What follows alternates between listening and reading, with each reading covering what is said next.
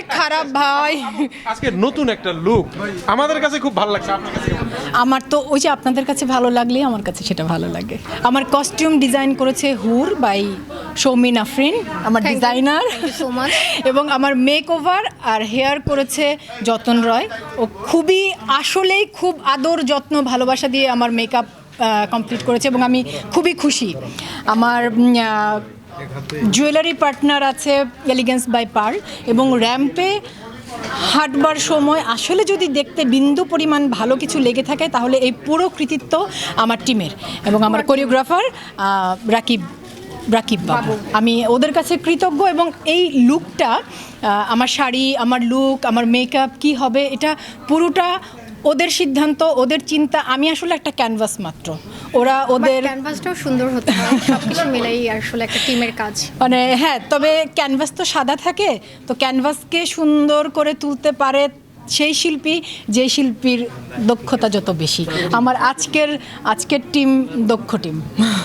সামনে একটা সিনেমার শুটিং করতে যাচ্ছি অগাস্টে। শুটিংটা শেষ করি, তারপরে বিস্তারিত জানাবো। দাফন যে ছবিটিতে আমি কাজ করেছি কৌশিক শঙ্কর দাসের, সেই ছবিটিতে আমার চরিত্রের নাম কুলসুম। এক কথায় বললে দাফন হচ্ছে কুলসুমের জীবন কাহিনী। এরকম আরো কাজে কি আপনাকে পাবো কিনা? ইচ্ছা আছে কিনা? আরেকটি ছবিতে চুক্তিবদ্ধ হয়েছি, সেটা শুটিং শুরু হবে অগাস্টে। তো শুটিংটা হোক, তারপরে কথা বলবো।